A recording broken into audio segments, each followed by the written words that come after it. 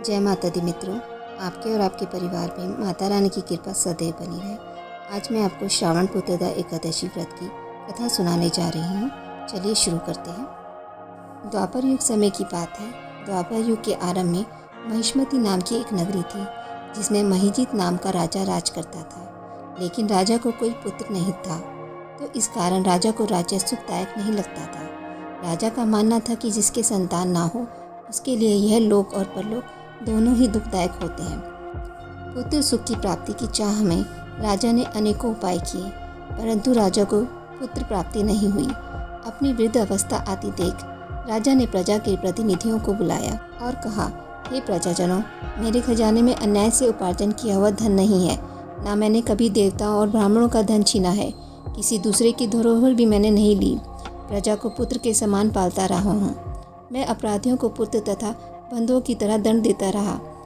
कभी किसी से घृणा नहीं की, सबको एक समान माना। सज्जनों की सदा पूजा करता रहा हूँ।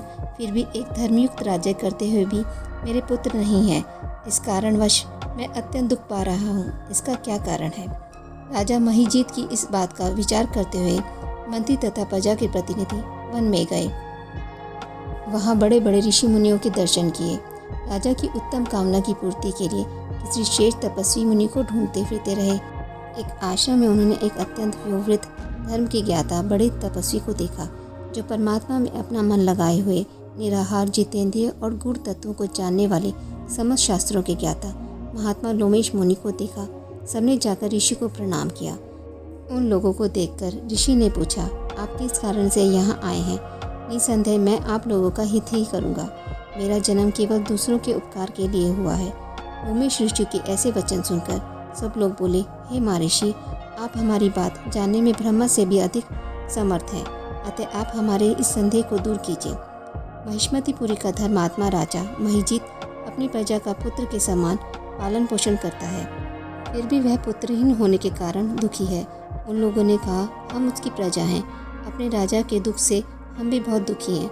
आपके दर्शन से हमें पूर्ण विश्वास है कि हमारा यह संकट अवश्य दूर होगा। सो कृपा करके आप हमें राजा के पुत्र होने का उपाय बतलाएं। उन सभी की बात सुनकर ऋषि ने अपने नेत्र बंद किए और राजा के पूर्व जन्म का वृतांत जानकर कहने लगा। यह राजा पूर्व जन्म में एक निर्धन वैश्य था।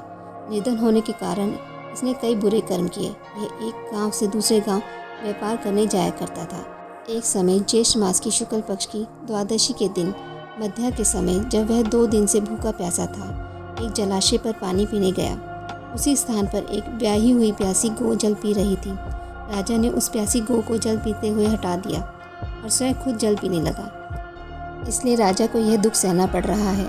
एकादशी के दिन भूखा रहने से वह राजा हुआ और प्यासी गौ को जल पीते हुए हटाने के कारण पुत्र वियोग का दुख सहना पड़ रहा है।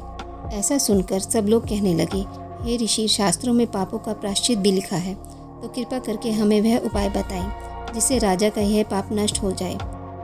लोमेश मुनि कहने लगे कि श्रावण शुक्ल पक्ष की एकादशी को जित्रे पुत्रदा एकादशी भी कहते हैं।